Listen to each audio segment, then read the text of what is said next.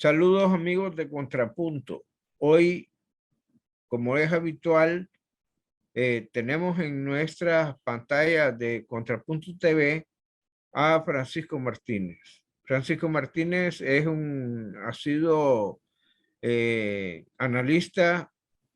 politólogo, conocedor de temas de desarrollo social y económico, y queremos sin duda sacarle el jugo aquí para que nos hable de la situación tan delicada que hay a nivel mundial y a nivel también que nos afecta hasta nuestras tierras. Te damos la bienvenida, Francisco. Buenos días, Juan José. Buenos días a la audiencia de Contrapunto TV y del periódico. Un placer poder intercambiar ideas sobre lo que está sucediendo en El Salvador y lo que sucede en el mundo, sobre todo porque determina mucho los escenarios siguientes para poder llevar adelante soluciones a los problemas nacionales y regionales. Ya. Bueno, yo la primera pregunta que te quiero hacer en el marco del análisis de la situación internacional es, ya sabemos que esta guerra que se ha creado entre Rusia y Ucrania ha causado un desmadre muy grande, si lo podemos decir así. Ha alterado la vida en Europa, en Estados Unidos y por ende también en América Latina con la cuestión básicamente de la crisis económica que ha provocado. Sobre todo porque sabemos que Rusia es uno de los principales exportadores de gas natural hacia Europa y ahorita en medio de esta guerra mucho de este gas parece que no va a llegar y tiene que haber grandes afectaciones con estos inviernos tan grandes que hay en Europa. ¿Qué nos puedes decir de eso, Francisco? Bueno, yo creo que ahí un tema que hay que tener a la base es este reordenamiento global que se está librando, en donde el tema de la guerra que se libra en Ucrania después de la invasión de Rusia y la reacción de la OTAN, básicamente ha puesto en el centro el fondo, que es cómo se va a distribuir la incidencia de las grandes potencias en los próximos años y los grandes temas que surgen, entre ellos el tema de las energías, se presenta como un tema fundamental. Pero obliga, y como han dicho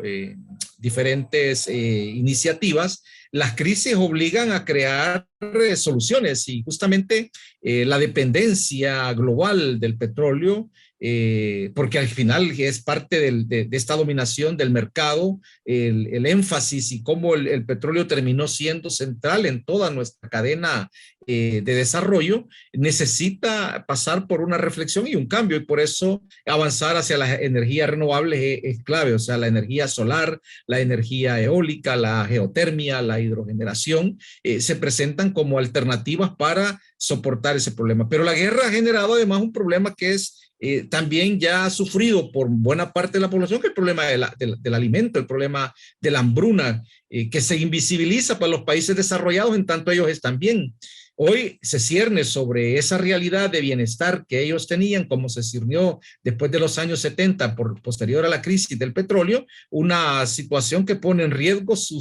situación de bonanza, y entonces eso los obliga a reaccionar. Y en esa reacción es que se presentan oportunidades para los países en vías de desarrollo de generar una incidencia positiva que permite estos cambios y que le asegure una continuidad a la especie humana, que asuma una visión sostenible del desarrollo, pero que también asuma un compromiso de los que tienen mayores ingresos con el resto de la población para que se vuelva de manera más equilibrada el desarrollo global. Esto no es un tema de discusión entre un mundo democrático y un mundo no democrático. Este es un tema que pone en el centro la reflexión de un mundo que tiene los recursos que provienen de los países en vías de desarrollo y los países en vías de desarrollo que se quedan sin esos recursos para soportar la la demanda del bienestar que tienen esa porción de pueblos de los países desarrollados, del G7, del G20, cada vez, digamos,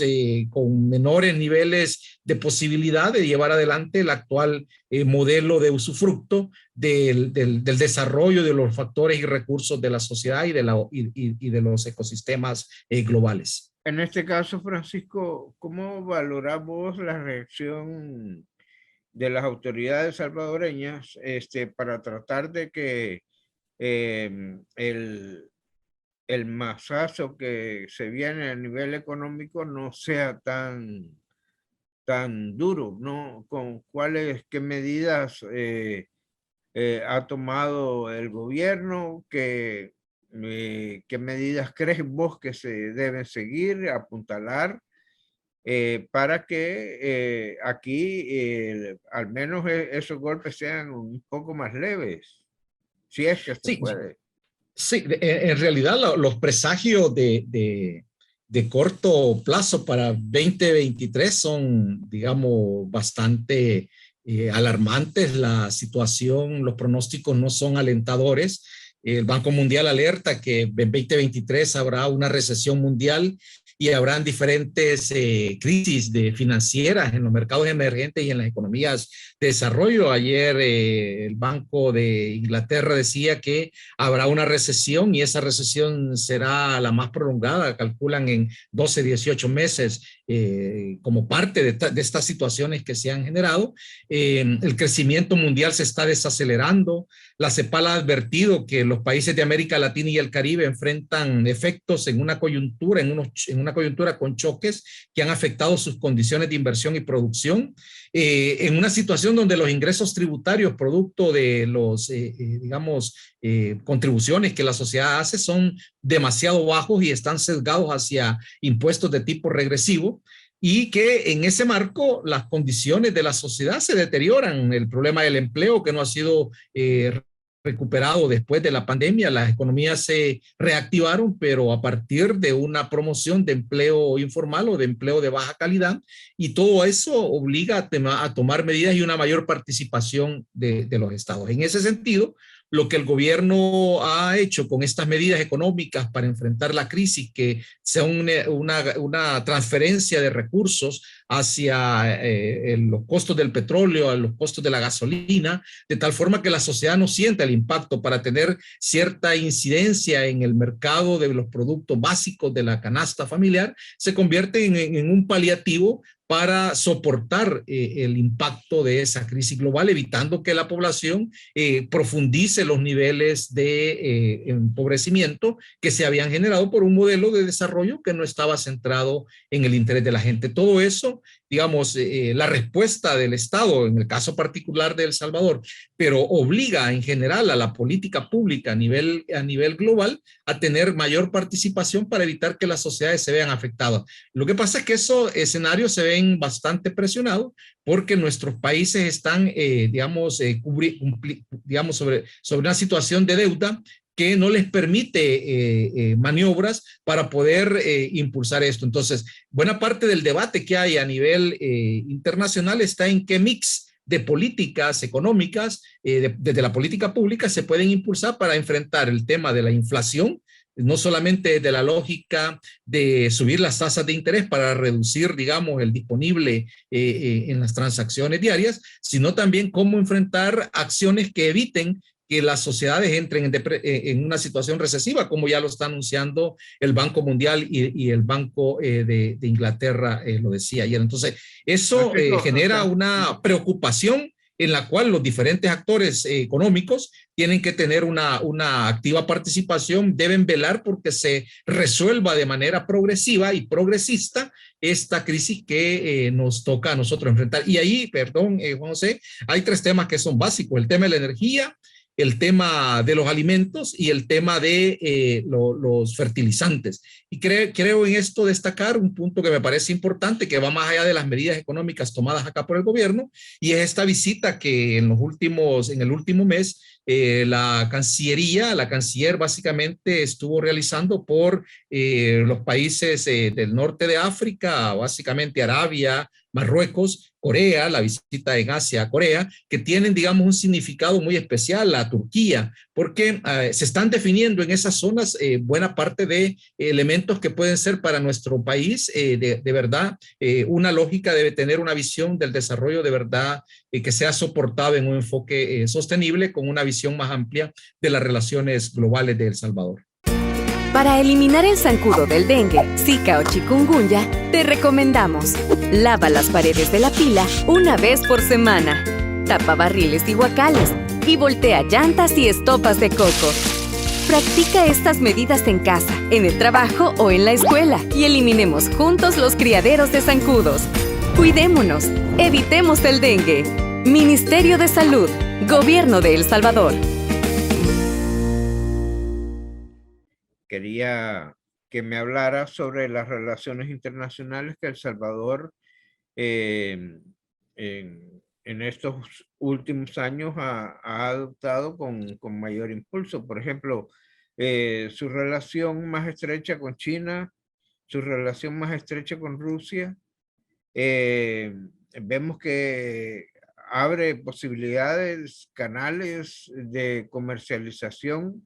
que antes no se tenían, que antes era bilateralmente casi solo la relación con Estados Unidos y Centroamérica. Entonces, hablarnos un poco sobre esto, sobre la relación con China y Rusia que tiene ahora El Salvador, y tomando en cuenta también, Francisco, este nuevo ingrediente que ha sido el triunfo de Lula en Brasil. No sé si será para bien de nuestra nación lo que Lula ha dicho y se ha comprometido de fortalecer los grupos interregionales. Entonces, ¿qué opinión tenés sobre eso? Yo, dos cosas ahí que me parecen importantes sobre el caso de Brasil en el marco de un contexto que se vuelve relativamente de oportunidades para países como los centroamericanos. Por un lado, el tema de que genera una situación en el marco de estos cambios del orden mundial, la globalización que venía desarrollándose refuerza hoy procesos que fortalecen los espacios regionales y las actividades intrarregionales. Hay una oportunidad para la actividad que pueden desarrollar los países centroamericanos para superar un problema de saldo desfavorable de la balanza comercial, para verse hacia adentro. Esto tiene a la base un origen, como hemos estado orientados en función de responder a la estrategia externa y no nos hemos visto hacia nosotros, entonces hemos despreocupado el mercado interno. Por eso se nos olvidan que hay que pagarle bien a la gente, se nos olvida que hay que invertir en la región, se nos olvida que hay que fortalecer el Estado, se nos olvida que hay que fortalecer las políticas públicas. Eso por un lado, o sea, hay un espacio aquí en este marco de la globalización. Y por otro, en la visión más de la gran región de América Latina, lo que está sucediendo es una búsqueda de espacios del progresismo, de que enfrenten los problemas que tiene la gente. Ese es dejar de pasar de largo sobre la problemática nacional y afrontarla. Y en ese marco, las relaciones regionales se convierten en claves. Como decía el vicepresidente en relación al triunfo de Lula en Brasil, Lula es un amigo de El Salvador y en ese marco para El Salvador se presenta en una importante oportunidad para seguir adelante con procesos de intercambio y de acercamiento que nos lleven a fortalecer esta visión de desarrollo de la cual hoy podemos hablar en El Salvador. Porque no perdamos de vista en los 500 años de desarrollo, desde 1524, nuestro país solo ha tenido 3 modelos de desarrollo: el modelo de agroexportación, el de sustitución de importaciones, el de exportación que terminó siendo expulsión de personas, y luego entramos en los últimos 15 años en una indefinición de cuál es el modelo. Con el triunfo del presidente Bukele, esto empieza a tener una perspectiva totalmente diferente. en donde el Estado recobra un papel importante y eso permite asentar la discusión y el enfrentamiento a los problemas centrales, que eran dos, lo hemos visto en nuestras pláticas anteriores. Por un lado, el problema de la delincuencia. Si este problema no se resolvía, era imposible hablar de los otros problemas. Por lo tanto, que el gobierno se haya concentrado en resolver el problema de la delincuencia fue clave, ha sido estratégico, y el que avancemos a decir que hemos derrotado, que el país, a partir de la política pública del gobierno, ha derrotado estratégicamente a la delincuencia, es lo que hoy nos permite que la gente exprese ya en las encuestas que los problemas centrales son la economía, pero obliga al gobierno a responderle a la gente con una visión de solución efectiva a esos problemas letargados que no habían sido, digamos, puestos en la agenda central. Quiero interrumpirte. ¿Estás seguro de que el actual gobierno ha logrado derrotar el esquema pandilleril, marero, criminal, terrorista? Porque así es como es calificado por nuestras leyes y también por Estados Unidos. ¿Ha logrado el gobierno salvadoreño en este momento, en este día de 4 de noviembre, podemos decir que ya, ha sido derrotado el pandillerismo en El Salvador? Sí, estratégicamente está derrotado, o sea, se les quitó el territorio, se les expulsó del territorio, se les ha capturado, digamos, en términos de su esencia principal, que era el dominio territorial, lo han perdido. Eso es, en términos estratégicos, están derrotados. No están desaparecidos, por eso es que el Estado tiene que ponerle atención desde la política de seguridad pública a las mutaciones delincuenciales que se van a devenir de esta derrota estratégica que le ha dado a las pandillas terroristas que operaban con mucha fuerza y con mucha impunidad, avalado por los acuerdos con los anteriores gobiernos, para poder tener de rodillas a la sociedad. Esa parte ha sido clave, o sea, hoy por eso podemos hablar de los problemas económicos de la sociedad, y el gobierno del presidente Bukele espérame un momentito ahí. Si me pudieras dar 3 puntos claves de esa derrota estratégica al pandillerismo. 3 o 2 puntos claves. ¿Cuáles serían? La recuperación del territorio por parte del Estado, o sea, el Estado había sido expulsado de los territorios por parte de la actividad pandilleril en un importante porcentaje, digamos, de las comunidades. Han sido capturados la mayoría de las estructuras que son las que generaban ese control, se les ha debilitado y se les ha ganado todo lo que tiene que ver con la extorsión, que era un tema clave para su sobrevivencia, y entonces eso les daba a ellos toda esta posibilidad de actuación. Y por otro lado, digamos, esto es en los efectos directos sobre la acción, y por otro lado, se ha empoderado a la ciudadanía, que es el elemento más clave para recuperar el valor y el respeto en su capacidad ciudadana, pero también recuperar la confianza en el Estado. Creo que este es el elemento clave, porque hasta antes de estas acciones y hasta antes del gobierno del presidente Bukele, la sociedad había perdido la confianza en el Estado, en las instituciones. Hoy, con las políticas públicas de seguridad, lo que tiene que ver con el plan control territorial, lo que ha incidido todo el planteamiento del régimen de excepción, le ha recuperado a la sociedad el tema de la confianza en ello, en la sociedad misma, y en el papel del Estado. Estos son elementos claves para la derrota estratégica. Por eso hay que hablar de derrota estratégica y no de aniquilación, porque todavía faltan, digamos, pandilleros por capturar, falta todavía acciones que permitan hacer una mayor, digamos, limpieza de la actividad delincuencial, y sobre todo falta hacer inversión en esas comunidades para que las comunidades puedan tener un proceso de inserción diferente, para que puedan desarrollar la economía que estaba capturada por la actuación de las pandillas. Eran las pandillas las que decidían qué hacer en esa comunidad. Yo conozco casos diversos de gente que tenía que ponerse en sus abdómenes las tiritas de curtido que salían a vender al mercado, porque si salían con esa en la entrada o en la salida de sus colonias, les quitaban, digamos, una parte de lo que que llevaban a la venta. Gente que vende productos de esta marca Avon, a sus casas llegaban las mamás de los pandilleros a decirle que querían productos para sus hijos y para ellos, y además ahí se concentraban las familias de los pandilleros para pedirle gente en las tiendas que tenía que tener una parte directa del producto que le entregaban a las pandillas. De eso has liberado a la sociedad hoy. Para consolidarlo necesitas fortaleza de la política pública.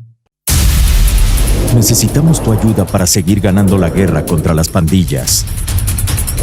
Llama al 123 para dar cualquier información que nos ayude a capturar terroristas. Tu llamada es completamente anónima y el call center atiende las 24 horas. Policía Nacional Civil, Ministerio de Justicia y Seguridad Pública. Lo otro, Francisco, es la disminución tan evidente de los homicidios. Yo me acuerdo que en tiempos de Calderón Sol, no, de Paco Flores o de Saca, alguien daba una relación que en la medida que bajaba un punto porcentual la tasa de homicidios en El Salvador, se incrementaba en esa misma relación, no recuerdo, pero se aumentaba el Producto Interno Bruto. Había una relación de esas que yo recuerdo, no exactamente, pero lo que estamos viendo ahora es evidente del control que existe y de que el homicidio ha bajado tremendamente, que es el peor de los delitos, pues el delito contra la vida.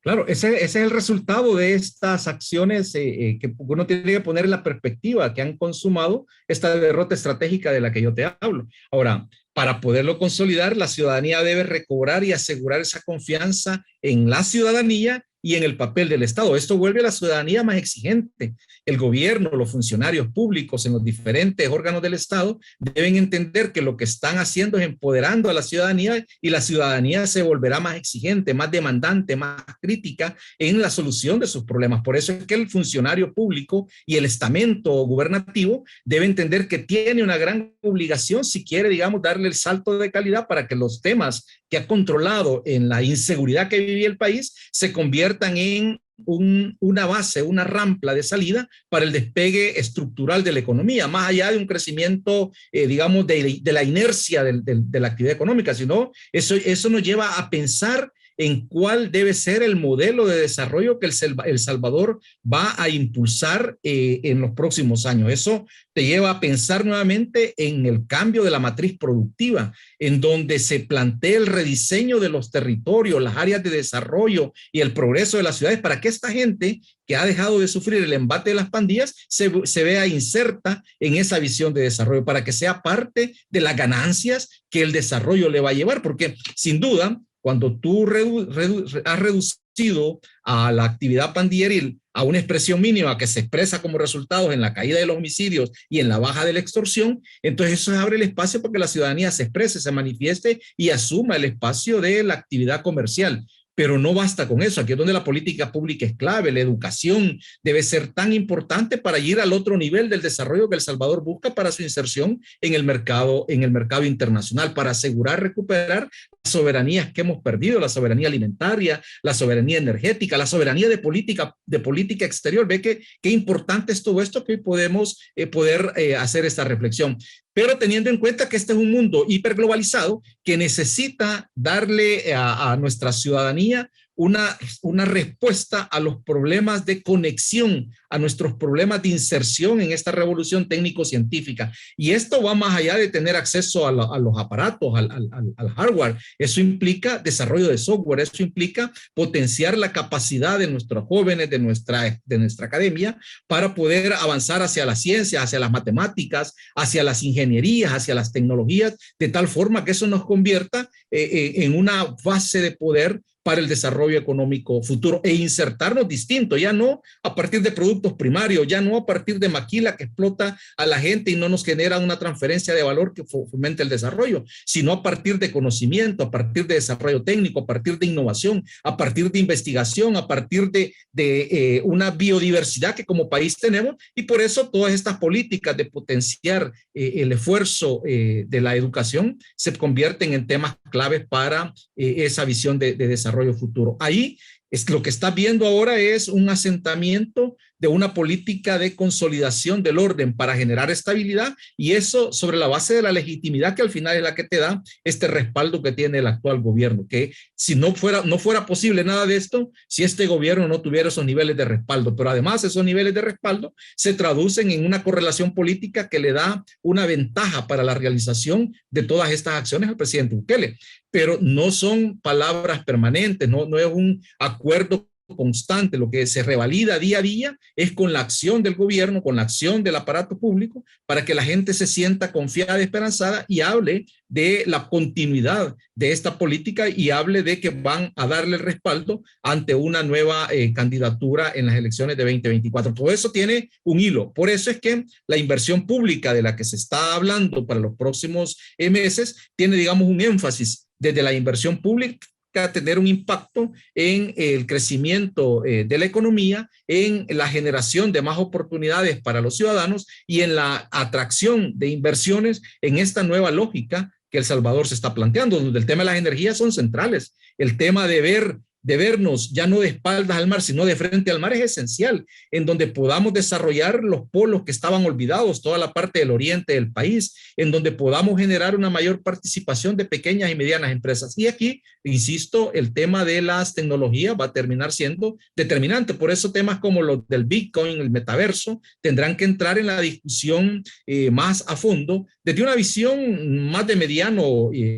plazo, porque al final lo que se está redefiniendo a nivel global es cómo van a hacer esas nuevas relaciones entre las diferentes naciones en estos espacios o nichos que se presentan para nuestras naciones, que tenemos que aprovecharlo de la manera más progresista que permita para que la gente se vea, después de todo, esperanzada en que su futuro económico tiene un buen porvenir y que la gente se sienta confiada, legitimada en que más allá de haber derrotado la violencia, estamos avanzando a construir un escenario de mayor igualdad en donde la sustentabilidad, en donde la participación del Estado y de la sociedad van a terminar generando una mayor incidencia para que el mercado no sea el que determine las cosas que pasan en nuestros países. Correcto, Francisco. Te doy las infinitas gracias por haber participado una vez más en una entrevista con Contrapunto TV, analizando la realidad nacional e internacional. Se nos quedan algunas cosas que quizás antes de que se termine el año vamos a recapitular, como por ejemplo el tema de las pensiones, que es una deuda que aún no está por cumplirse, pero que me imagino yo que el año que viene eso va a ser tomado por la sociedad a debatir y la sociedad política a ponerse de acuerdo para resolver ese tema de las pensiones. Te damos las gracias, Francisco, y estás invitado para una próxima ocasión.